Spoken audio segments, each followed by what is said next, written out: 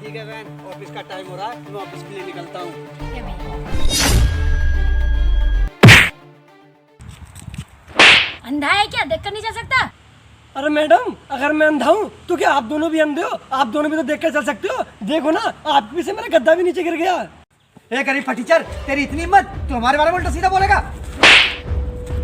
साले, पहले हमारे बारे में उल्टा सीधा बोलने से पहले 1000 बार सोच लेना आगे से। बस बहुत हुआ और बहुत मार लिया आप दोनों ने मुझे। अब मैं आपकी बात बिल्कुल भी बर्दाश्त नहीं करूंगा। अबे फटीचर, हमें तुझे मारने के लिए किसी परमिशन लेनी पड़ेगी। ओ फटीचर, पहले अपनी हालत तो देख। ना तो तेरे पास पहनने के लिए अच्छे कपड़े हैं और वो भी जूते हैं फटे हुए। साले समझ तो ऐसा रहा है अपने को ऐसे किसी कंपनी का ऑनर होगा। कितने बदतमीज हो तुम दोनों, मेरा ही मजाक बनाकर मेरे ही ऊपर हंस रहे हो तुम दोनों। अभी तो हमने तेरा मजाक ही बनाया, अगर तू यहाँ कुछ देर और रुका तो तू सोच भी नहीं सकता हम तेरे साथ क्या करेंगे। इससे पहले मेरा दिमाग खराब हो, अपना बोरिया बिस्तर उठा और यहाँ से निकल ले, वरना तो सोच भी नहीं सकता है क्या हो सकता है तेरे साथ। इस समय मेरा यहाँ से चुपचाप जाना ही ठीक रहेगा। ठीक है, मैं जा रहा हूँ यहाँ से।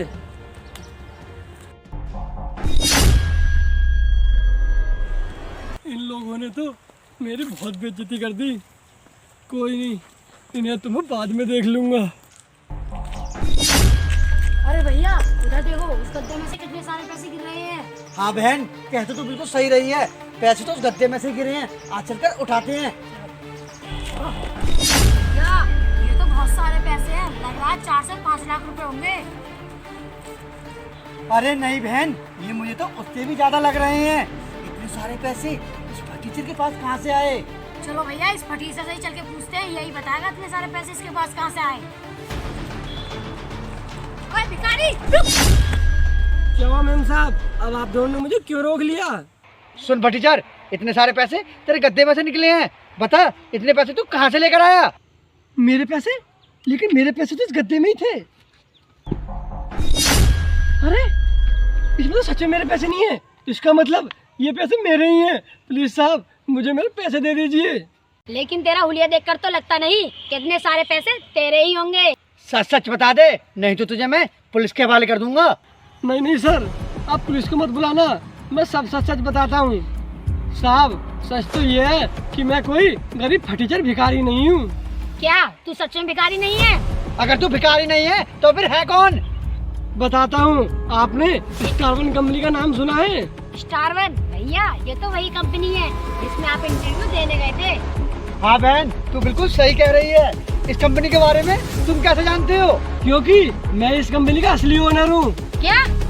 लेकिन सर, आप इतनी बड़ी कंपनी के मालिक होकर आप ही अपना क्या हुलिया बनाकर घूम रहे हो, और इतने सारे पैसे आप अपने गद्दे में छुपाकर कहाँ ले जा रहे थे? हाँ सर बताइए ना, आप इन पैसों को लेकर कहाँ जा रहे थे? तुम्हें जानना है ना कि मैं इन पैसों को लेकर कहाँ जा रहा था? तो सुनो, मैं इन पैसों को गरीबों में दान करने के लिए जा रहा था। क्या गरीबों में बांटने के लिए?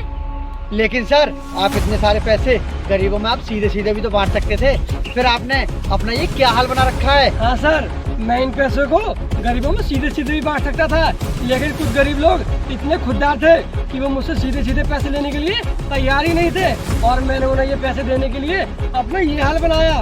प्लीज सर, हमें माफ कर दीजिए, हमने आपके साथ बहुत गलत किया।